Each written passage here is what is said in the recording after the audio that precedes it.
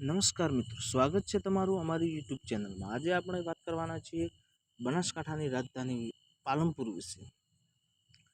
પાલનપુર એ બનાસકાંઠા જિલ્લાના કેન્દ્ર સ્થાન તરીકે ઓળખાય છે। આ શહેર માત્ર ઐતિહાસિક નહીં પરંતુ આધુનિક વિકાસના માર્ગે ખૂબ જ આગળ વધી રહ્યું છે।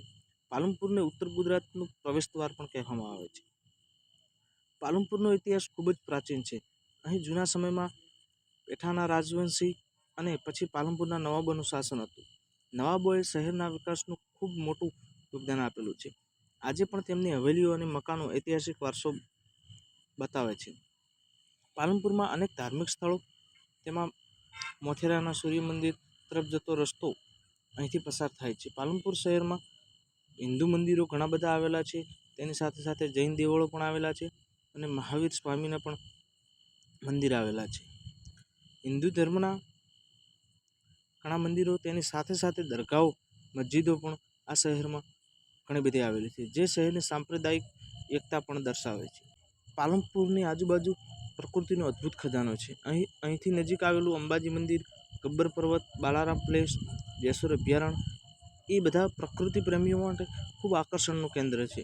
ખાસ કરીને અંબાજી માતાનું મંદિર એ વિશ્વમાં ખૂબ સુપ્રસિદ્ધ છે। મા અંબાની 51મી શક્તિપીઠ એટલે અંબાજી ધામ। પાલનપુરનું હવામાન અને જમીન કૃષિ માટે ખૂબ યોગ્ય છે। અહીં ઘઉં, જીરું, બાજરી, કપાસ ખેતી વધુ થાય છે।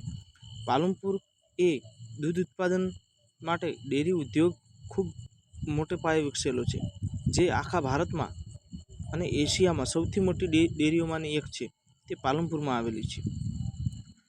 દૂધ ઉત્પાદનના ક્ષેત્રમાં પાલનપુર અને બનાસકાંઠા એક ખૂબ જ આગળ પડતું નામ છે।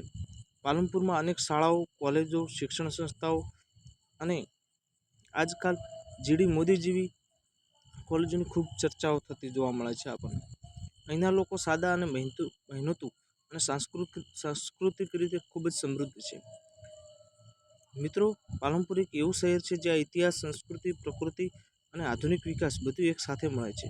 બનાસકાંઠાની ઓળખ રૂપે પાલનપુરે ગુજરાત અને ભારતભરમાં નકશા પર એક અલગ સ્થાન બનાવ્યું છે। તો મિત્રો, આજે પાલનપુર વિશે આટલું જ જાણીએ। ફરી નવો વિડીયોમાં વધુ જાણીશું, તો કોમેન્ટમાં જરૂર લખજો પાર્ટ 2 બનાવવા માટે।